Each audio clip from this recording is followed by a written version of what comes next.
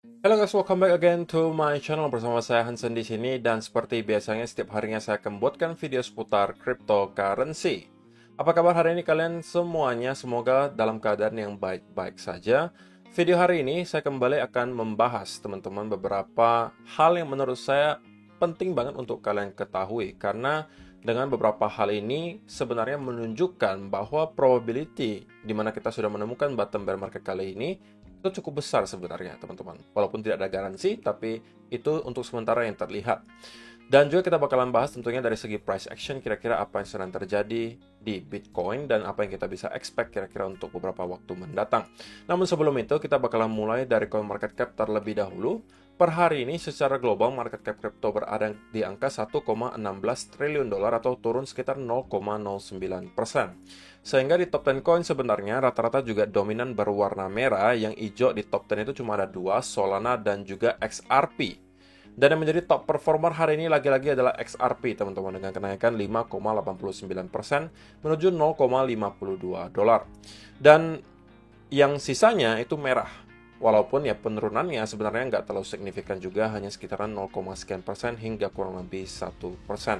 So, itu adalah outlook sementara dari beberapa top coin yang ada. Sekarang kita langsung aja masuk ke dalam berita dan data terbaru hari ini. Yang pertama ini berita positif datang dari Binance. Katanya Binance considers allowing traders to secure collateral at banks. It has been reported that Swiss bank, Flowbank, and ini gimana sih bacanya? Liechtenstein-based Bank Frick have been mentioned as potential intermediaries for this service. Cryptocurrency exchange Binance is reportedly exploring a potential solution to reduce counterparty risk by allowing some of its institutional clients to keep their trading collateral at a bank instead of on the crypto platform. Jadi intinya teman-teman, Binance sekarang sedang mempertimbangkan gitu ya dan berdiskusi untuk memperbolehkan para klien mereka yang kelas institusi untuk menaruh trading collateral mereka di bank. Jadi tidak di platform mereka sendiri. This move comes in response to demand from institutional digital asset traders for increased security measures following the collapse of FTX late last year, which resulted in substantial losses for many traders. Jadi kita tahu guys, salah satu headline utama soal security di dunia cryptocurrency selama beberapa tahun terakhir, paling gede itu adalah soal FTX di tahun lalu. Selain crash Terra Luna, FTX juga sangat mencuri perhatian karena mereka merupakan salah satu exchange terbesar di dunia, tapi bisa collapse dalam waktu sekejap. Dan itu membuat banyak sekali investor, traders, baik yang retail maupun kelas institusi, untuk kemudian menarik uangnya keluar dari exchange. Karena takut gitu teman-teman. Apalagi yang kelas institusi, dananya sangat besar, mereka tentunya nggak mau kehilangan uang tersebut. Oke, dan kemungkinan dengan adanya kejadian tersebut, banyak institusi yang awalnya mungkin sudah bersiap-siap atau merasa pengen masuk ke dunia cryptocurrency, nggak jadi gitu. Karena soal keamanan. Binance has reportedly engaged in discussion with select professional customers on a setup that would enable them to utilize bank deposits as collateral for margin trading in both spot and derivatives markets. Jadi dengan adanya hal tersebut, Binance menawarkan solusi sekarang, walaupun belum dikonfirm ya teman-teman, belum juga dilaksanakan, tapi sekarang masih dalam tahap diskusi gitu. Untuk memperbolehkan para klien mereka yang kelas institusi untuk menaruh collateral untuk margin trading, untuk spot maupun derivatif di bank. Jadi tidak lagi uangnya ditaruh di exchange mereka. Sehingga bagi saya, ya walaupun ini mungkin ada yang menganggap sebagai berita negatif ya, gitu ya. Karena kan in the end of the day berarti kita pakainya yang versi tradisional lagi guys. Kembali ke bank. Tetapi sisi positifnya adalah kita kembali akan melihat para investor atau traders yang kelas institusi yang kemarin mungkin merasa tidak lagi mau masuk, kali ini mungkin bisa berpikir ulang dan bisa aja kembali masuk setelah ada fitur seperti ini yang dibuat oleh Binance. Karena berarti sekarang mereka tidak perlu khawatir dana mereka hilang tiba-tiba karena collapse-nya sebuah exchange. Karena mungkin mereka lebih percaya ke traditional bank. Jadi bagi saya ini adalah ide yang sangat menarik gitu teman-teman. Kalau memang sampai terjadi dan dilaksanakan di banyak tempat, maka harusnya ini akan menjadi berita positif karena nantinya berarti akan ada investor kelas-kelas institusi yang kembali masuk, yang tentunya yang sangat kita harapkan juga karena mereka yang mempunyai uang atau dana yang cukup banyak dan bisa mendorong harga ke price point yang lebih tinggi gitu. Oke, jadi ini adalah yang pertama yang menurut saya sebuah berita yang cukup positif. Dan yang kedua ini adalah soal data on-chain, Realize Hodl Waves by CryptoCon. Jadi kalau misalnya teman-teman lihat di sini, setiap kali teman-teman kita mendapatkan bear market, maka kita melihat Realize Hodl Waves itu mengalami penurunan yang cukup signifikan. Yang awalnya itu orange tua di sini, ketika kita melihat ada drop di warna tersebut, menunjukkan bahwa long-term holders dominate at cycle lows. Jadi memang ketika kita masuk ke bear market, itu biasanya adalah perpindahan koin dari para short-term holder ke long-term holder. Oke, dan biasanya kita mencapai angka yang cukup dalam di sini. Tetapi ketika kita flip di sini, seperti yang ditunjukkan di beberapa cycle sebelumnya, 2013, 2017, 2021 ya, ketika kita mencapai peak dan kemudian masuk ke bear market.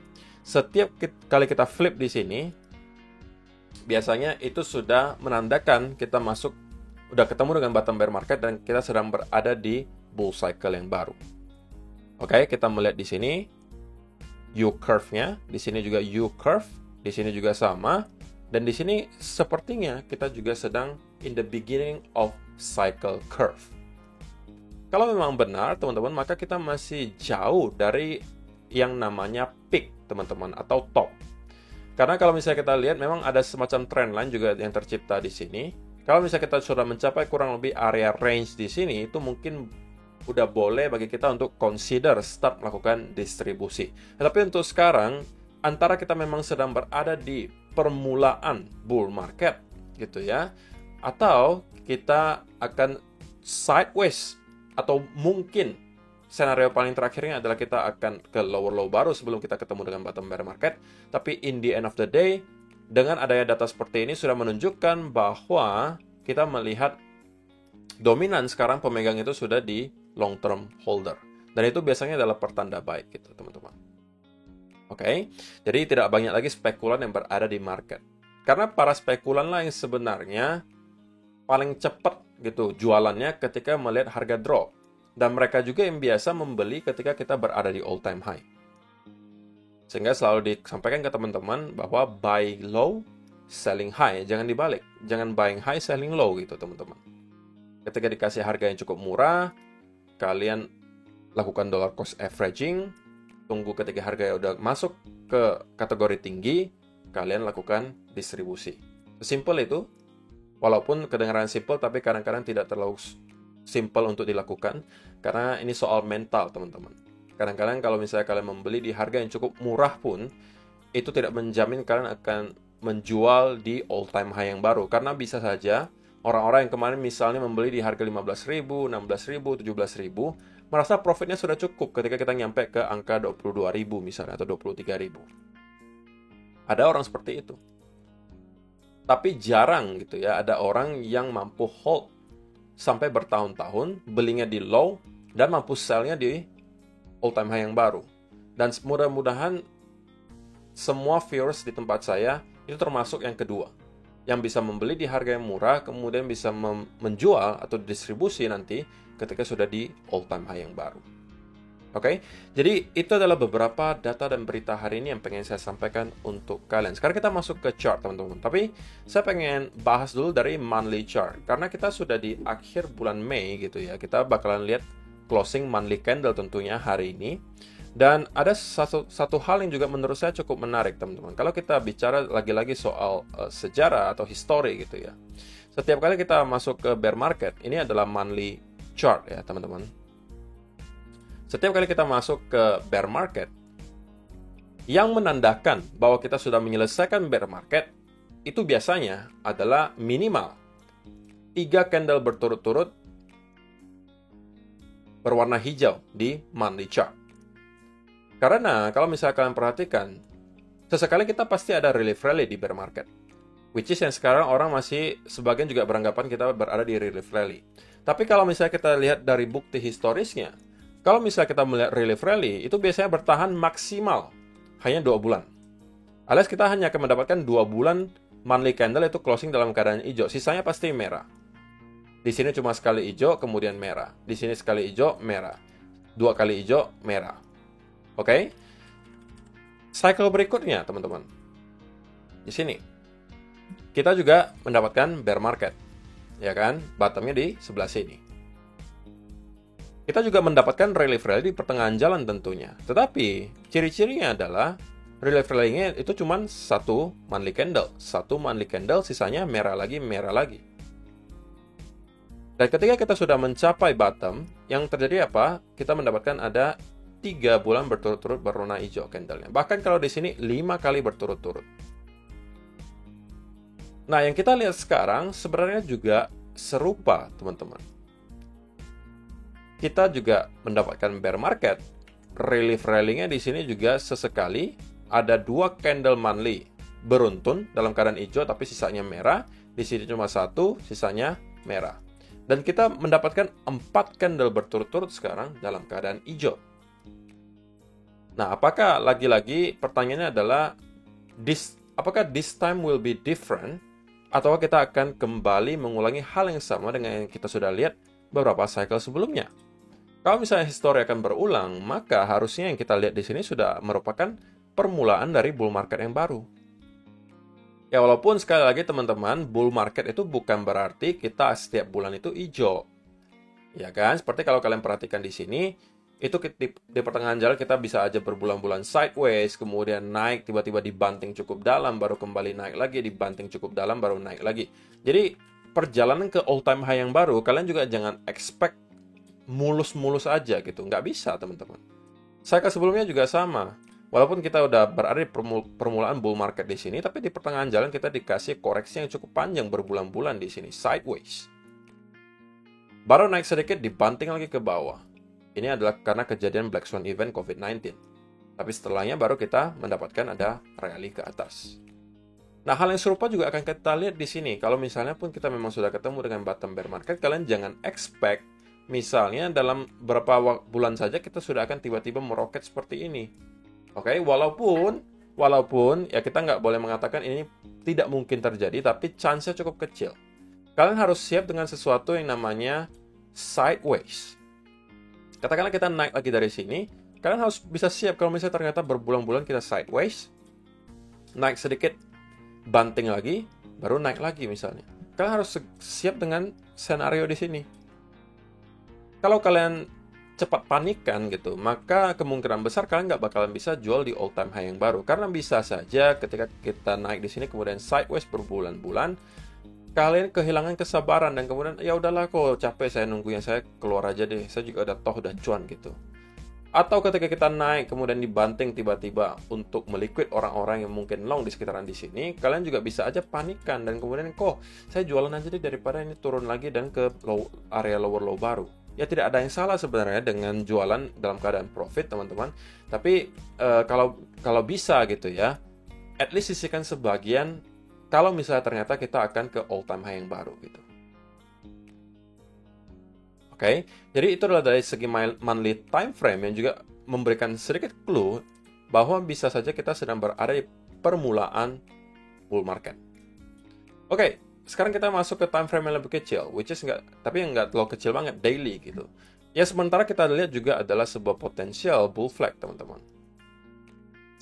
Hanya saja pertanyaannya, apakah bull flag ini sudah cukup matang untuk akan di break, ataukah kita masih akan membuat wave ketiga di sini sebelum pada akhirnya kita akan break di atas bull flag ini? Senario manapun yang terjadi untuk sementara masih cenderung bullish untuk midterm, teman-teman. Baik kita masih membuat wave ketiga kemudian naik, atau kita langsung akan breakout dari sini dan melanjutkan kenaikan. Oke? Nah, sekali lagi, ciri-cirinya seperti apa kalau kita mau melakukan salah satu dari kedua senario tersebut? Kita bahas dulu kalau misalnya kita pengen memang membuat wave ketiga. Ini juga udah saya bahas di video kemarin ya, teman-teman.